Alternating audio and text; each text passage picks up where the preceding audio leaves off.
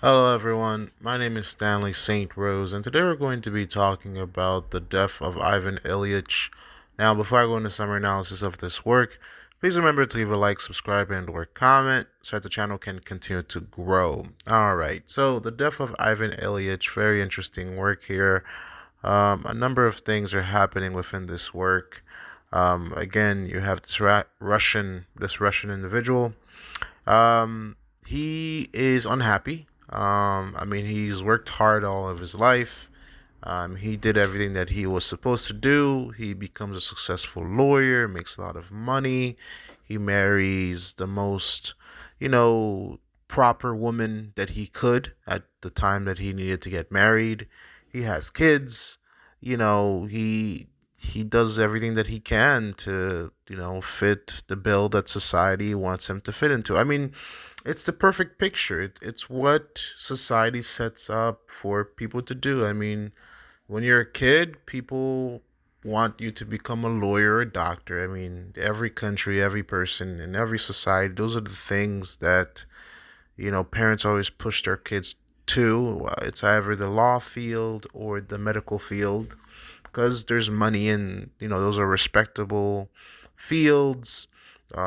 There's financial security and there's always jobs. I mean, there's the financial security, the job security, the high salaries. These are just fields. That's why people love them so much because there's money and there's security, and if you can do well in those fields, you can afford a good life. And so Ivan Ilyich here, he does that. He does really well in school. He gets a great job. He climbs the social ladder in terms of the law field, and he gets married. He has these kids, and everything's going well.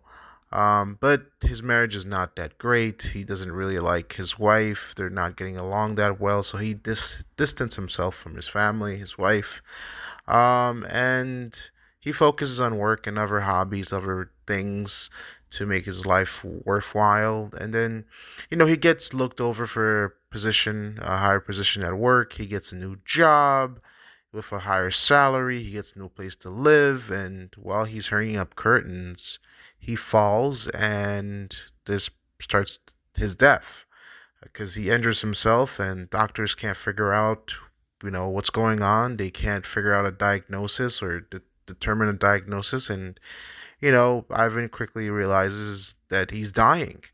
And pretty much we see him dying. I mean, the story is really just straightforward. Later, um, his name is in the obituaries. The news strucks, and his colleagues are shocked. I mean, this man dies. They knew of him.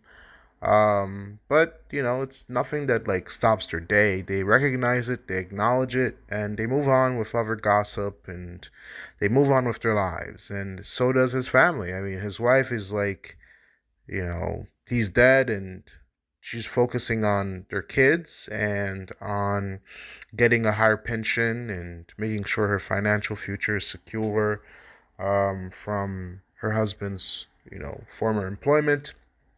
And so the wife is doing what she can to move on because, bills need to be paid.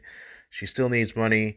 She's not evil. I mean, they didn't have a wonderful marriage, but I mean, this is not a love story. And honestly, she's not evil because, well, it, it's great if you can find somebody that you can love and have a romantic relationship with, a deep romantic relationship. And, if you could marry your best friend, that is awesome. That is amazing. That is a love story of epic proportions, right? But for the majority of human history, that's not been the case. I mean, most people get married for some type of um, support, whether it is financial, whether it is social, whether it is just to build a family. For most of human history, that's why people got married because um, before the modern look on marriage for just a companion where you can love, people looked at marriage as a way of survival. For women, for most of human history, women didn't work, and so Women needed to choose a husband that could provide and that could have a stable job, good enough money, shelter, food, and children. So women focused on, what husband can I get that can provide these things and I can survive.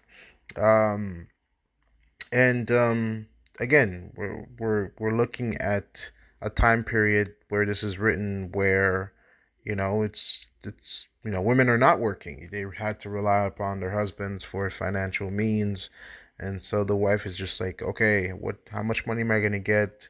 He's dead. Let's focus about this pension. Let's see what type of money I'm gonna get because these kids, I have to take care of them.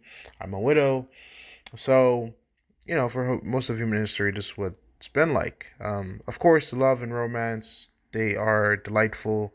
It's the best experience in the world if you had a chance to experience it. And that's what marriage is supposed to be about. But for human history, since, we've messed up things so much that, it's not always like that. So the story goes on, and Ivan dies. I mean, at the end, he comes to this realization is like, he kind of goes into this search for meaning. Did I live my life right? Did I do what I was supposed to do? I mean, in terms of career wise, he feels like he did right. But did he live life the way he was supposed to? Did he have a good life? Did he treat his family well? On the family side, I would say no. He didn't have a good relationship with his wife. It wasn't a happy marriage. He distances himself from his family, so he doesn't have a close bond with his kids, with his daughter, with his son. I mean, he just doesn't have, um, the tight knit, close relationship. He just worked and provided money and shelter and did his duty. I mean, he did the bare minimum: shelter, food, clothes on your back, and security. But in terms of a close bond with his kids and his wife, no. And so at the end, he's like, asking his family for forgiveness. And by this point, it's too late. I mean, when you're dying, asking for forgiveness, I mean, it's nice, but I mean, the damage is already done. I mean, movies will always often tell you, oh, you can make this big gesture, or at the end, you can find this solution that just makes everything fine, but it's not always like that. I mean, it's nice. It's something, but you know, it would have been nice if the kids got to know their father before he died. Um, so again, this is like kind of very bleak, very dark in terms of the coldness.